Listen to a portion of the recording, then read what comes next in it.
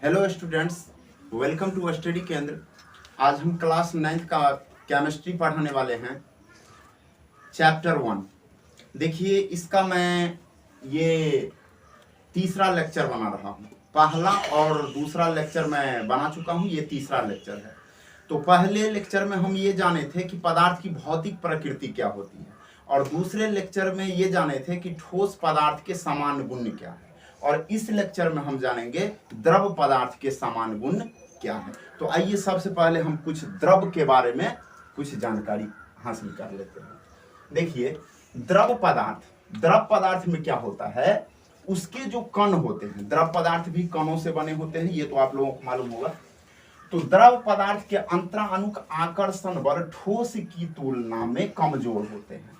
कहने का मतलब है, अगर इसमें ठोस पदार्थ है और इसमें द्रव पदार्थ है, मान के चलिए कि इसमें बर्फ की बात कर रहे हैं हम। बर्फ क्या है, ठोस है, और जल क्या है, द्रव है।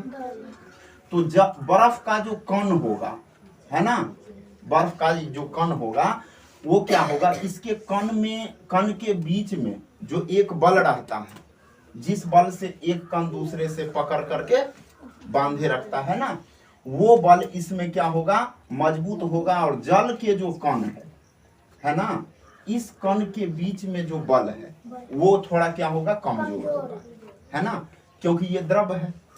तो द्रव के कण के बीच में जो पकड़ने की शक्ति होती है ना, वो क्या होता है, कमजोर होता है। एक कण दूसरे को जिस शक्ति से बांध कर रखे रहता है ना अपने पास, वो इसमें कमजोर होता है। तब तो ये क्या होता है, एक कण दूसरे पर से फिसल जाते हैं और ये इसमें बहने की प्रवृत्ति होती है।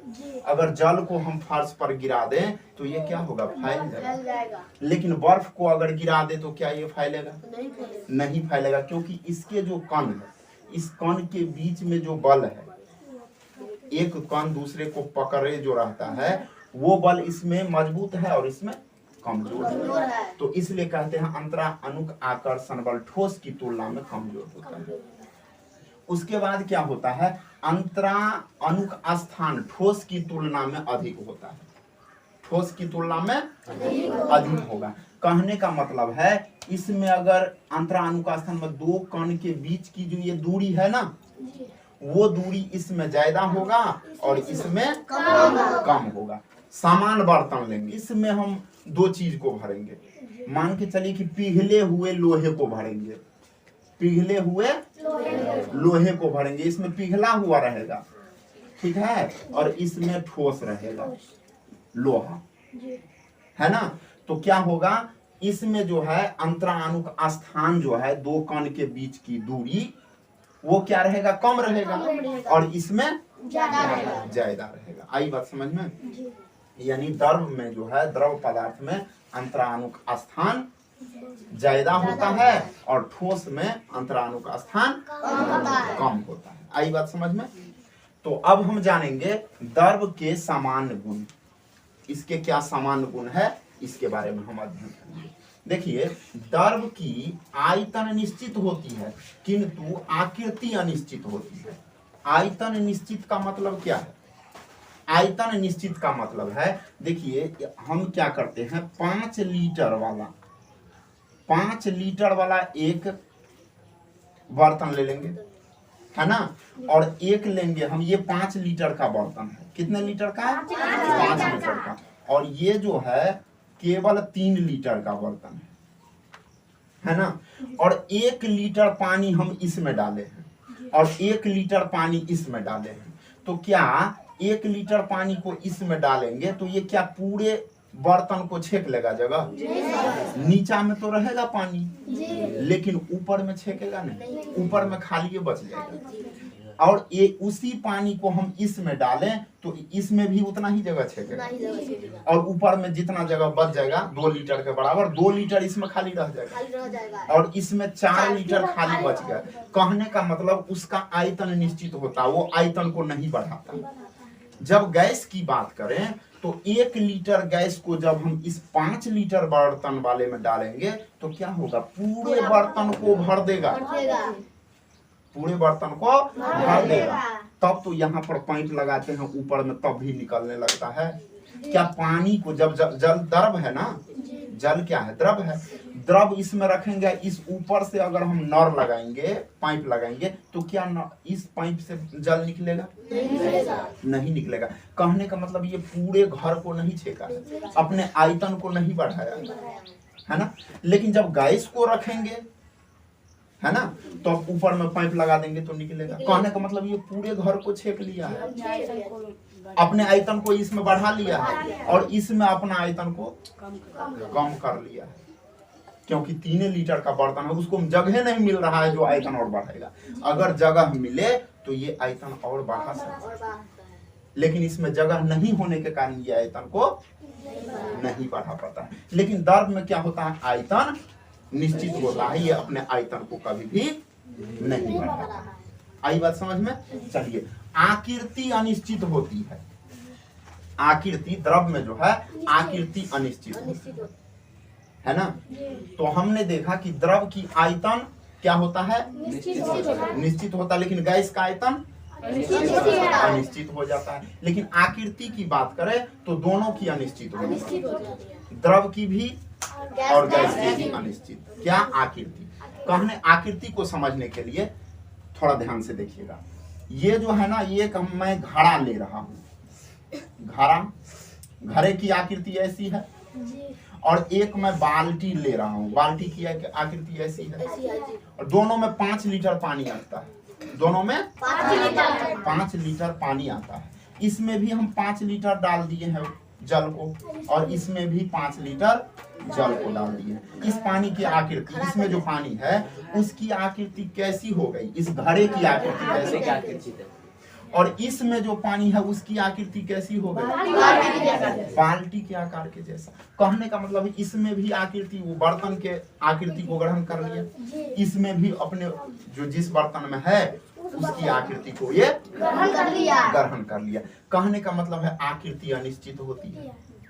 तो और गैस में भी आकृति अनिश्चित होती है। क्या ठोस की आकृति अनिश्चित होती है? नहीं सर। ये हमारे पास ठोस पदार्थ है, इसको अगर घड़ा में रखेंगे तो ये घड़े की आकृति को ग्रहण करेगा, ये जैसा है वैसा ही रहेगा, चाहे इसमें रखिए इसमें रखिए कहीं पर रखिए। तो ठोस की आकृति क्या होती है, निश्चित होती है, लेकिन द्रव और गैस की आकृति अनिश्चित होती है। किसी को दिक्कत?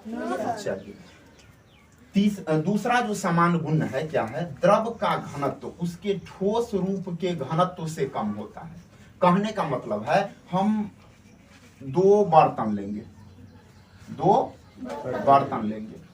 दोनों में 5 लीटर द्रव आ सकता है। इसमें हम ले लेंगे पिघले हुए द्रव को, इसमें ठोस को, ठीक है। जैसे लोहा की बात करें, इसमें हम लोहा ले लेंगे Fe, ठोस, क्या लेंगे, ठोस। इसमें लेंगे पिघले हुए लोहा। तो पिघला हुआ लोहा क्या हो गया, द्रव हो गया, और जो ठोस है वो ठोस हो गया। तो क्या होगा, इसका घनत्व ज्यादा होगा, इसका भार ज्यादा होगा, क्योंकि बर्तन तो समान है, 5 लीटर का है, 5 लीटर का बर्तन है, इसमें पिघला हुआ द्रव हो गया और इसमें ठोस हो गया, तो इसका भार ज्यादा, यानी इसका घनत्व ज्यादा। भार अलग चीज है और घनत्व अलग चीज है। आप लोगों को हम पिछले लेक्चर में बताए थे भार और घनत्व, है ना। तो भार अलग चीज है और घनत्व अलग चीज है, ठीक है। अगर आप बोलिएगा 1 लीटर हम ठोस लोहा ले लेंगे और 5 लीटर हम पिघले लोहा ले लेंगे, तब उसको वजन करेंगे, तो पिघले हुए लोहा का तो वजन ज्यादा होगा। तो इसका मतलब ये नहीं हुआ कि पिघले हुए द्रव का जो है वजन ज्यादा होगा, इसका मतलब ये नहीं। अगर आप लेते हैं ठोस और द्रव को तो दोनों को समान मात्रा में तब नापना पड़ेगा किसका वजन ज्यादा, जिसका वजन ज्यादा है उसका घनत्व ज्यादा होगा। तो कहने का मतलब है कि द्रव का घनत्व जो है ना उसके ठोस रूप के घनत्व से कम होगा। अगर कोई ठोस लोहा है उसके घनत्व से द्रव लोहा का घनत्व कम होगा। 2 हम समान गुण बता चुके हैं, अब हम तीसरा गुण को देखेंगे। देखिए, द्रव का तीसरा जो गुण है वो है संपिंडीयता, यानी इंग्लिश में इसको बोलते हैं कंप्रेसिबिलिटी। द्रव प्रायः असंपिंडीय होते हैं, यानी द्रव को हम कंप्रेस नहीं कर सकते, द्रव को हम कंप्रेस यानी दबा करके उसको छोटा नहीं कर सकते। आई बात समझ में? लेकिन गैस को हम दबा करके छोटा कर सकते हैं। अगर 1 लीटर गैस को हम दबा करके थोड़ा और छोटा करना चाहे, उससे भी छोटा बर्तन में डालना चाहे, तो ये समा सकता है। लेकिन 1 लीटर पानी को आप आधा लीटर पानी वाला बर्तन में डालने का प्रयास कीजिएगा तो वो संभव नहीं है। कहने का मतलब उसको दबा करके छोटा आप नहीं कर सकते हैं। अच्छा, द्रव प्रायः असंपिंडीय क्यों होते हैं आप बता सकते हैं? क्योंकि उसके कोण के बीच में अंतर आणविक स्थान कम होते हैं। लेकिन एक चीज ध्यान देने वाली है कि ठोस के अपेक्षा ये द्रव थोड़ा ज्यादा संपिंडीय होते हैं। संपिंडित किया ठोस को बहुत कम में दबा सकते हैं, लेकिन द्रव को थोड़ा उससे ज्यादा, थोड़ा बहुत ज्यादा नहीं, थोड़ा दबा सकते हैं, संपिंडित कर सकते हैं। इसलिए कहते हैं द्रव प्रायः असंपिंडीय होते हैं, मतलब संपिंडित नहीं किया जा सकता। अगर किया जा सकता है तो बहुत कम। चौथा इसका गुण है द्रवनांक और क्वथनांक ठोस पदार्थ से कम होता है। कहने का मतलब जिस ताप पर वह द्रव रूप में आता है, वह ताप ठोस के अपेक्षा इसका क्या होगा? कम होगा। आई बात समझ में? बात करें कि लोहा को अगर हम पिघलाना चाहे, लोहा तो ठोस है, उसको अगर हम पिघलाना चाहे, द्रव अवस्था में लाना चाहे, तो बहुत अधिक ताप की जरूरत है। तो द्रवनांक इसका क्या होता है? कम होता है। और क्वथनांक भी ठोस से कम होता है। क्वथनांक जिस ताप पर उबलता है। कहने का मतलब अगर लोहे को हम उबालना चाहे, अल्युमिनियम को अगर उबालना चाहे, तो इसके लिए अधिक ताप देना पड़ेगा। जबकि पानी को अगर हम उबालना चाहे तो इसके लिए कम ताप पर भी उबल सकता है। आइए इस बात समझ में। जैसे पानी का क्वथनांक कितना होता है? 100 डिग्री सेल्सियस, लेकिन लोहे का क्वथनांक उससे बहुत ज्यादा होता है। इसलिए कहते हैं द्रवनांक और क्वथनांक ठोस पदार्थ से कम होते हैं। आई बात समझ में? चलिए अगला हमारा समान गुण है द्रव पदार्थों में बहने की प्रवृत्ति होती है। द्रव पदार्थ को अगर आप समतल जगह पर छोड़ दीजिएगा तो ये चारों तरफ फैल जाएगा, बहने की प्रवृत्ति होती है। एक चीज बताइए, बहने की प्रवृत्ति क्यों होती है? बताइए आप लोग।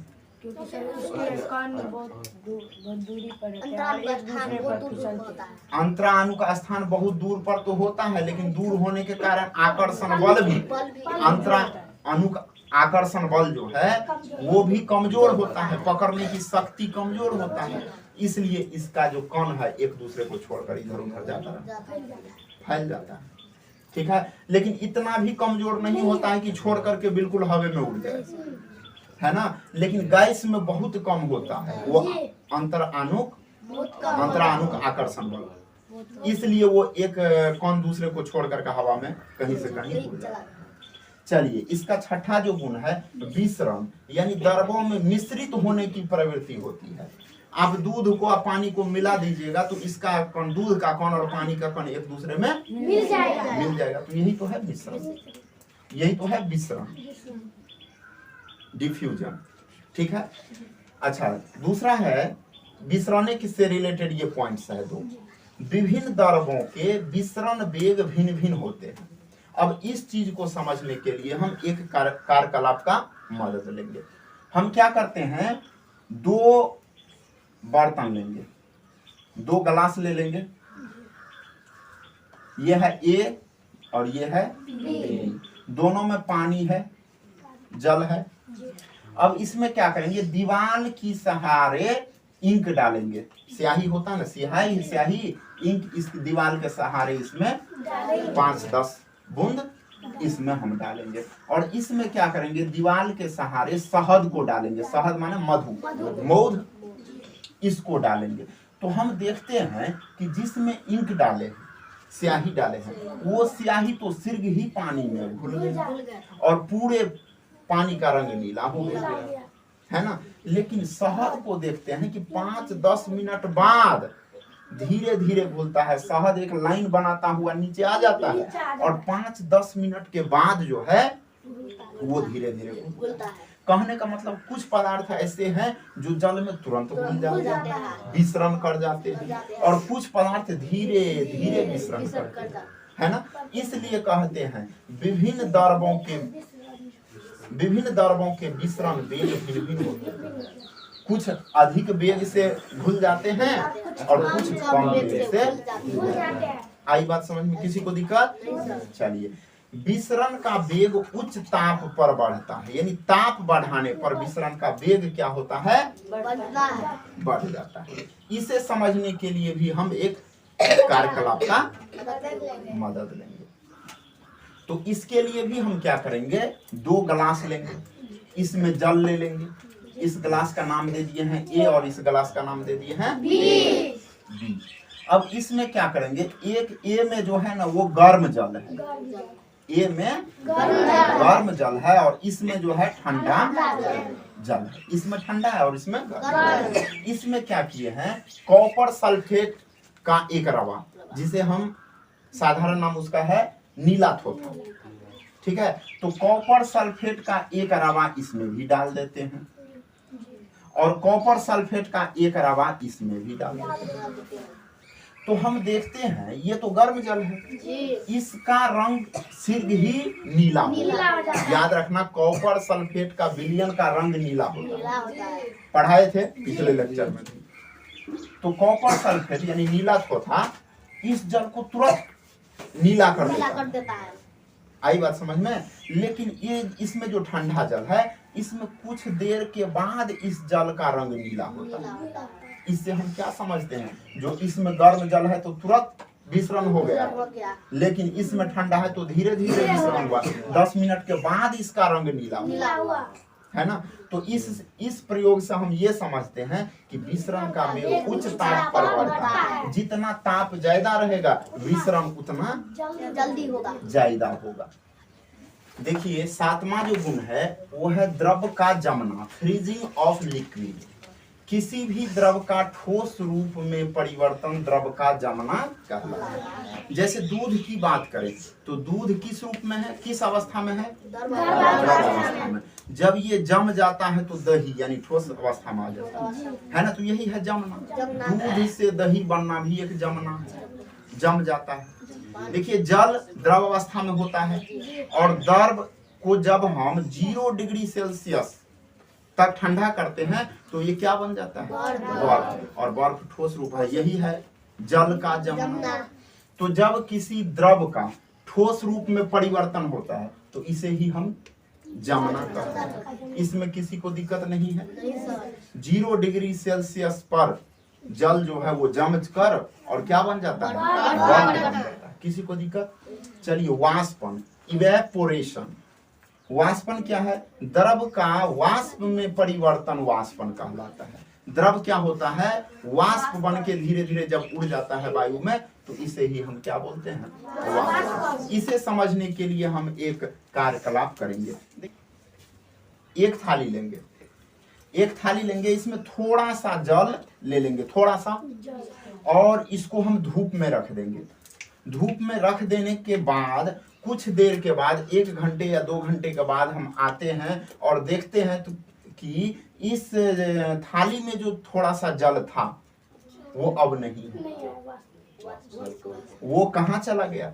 ये वाष्प बन के धीरे धीरे ऊपर चला गया। वाष्प यानी जल का छोटा छोटा कण बन के ये धीरे धीरे ऊपर चला गया, जिसको हम देख नहीं पाते, लेकिन ये वाष्प बन के धीरे धीरे ऊपर चला गया। एक दूसरा कार्यकलाप समझते हैं। एक थाली में हम क्या करते हैं, नमक और पानी का घोल, नमक को हम पानी में घोल देते हैं और इसको थोड़ा सा 5 ml इसमें थाली में हम ले लेते हैं और उसको धूप में छोड़ देते हैं। 2-3 घंटे के बाद जब आओगे और देखोगे इसको तो जल तो इसमें नहीं रहेगा, लेकिन जितना नमक इसमें मिला था वो नमक अभी भी इसमें है, छोटा छोटा क्रिस्टल के रूप में। इसका मतलब क्या? द्रव जो है ये वाष्प बन के उड़ गया। तो यही था द्रव के समान।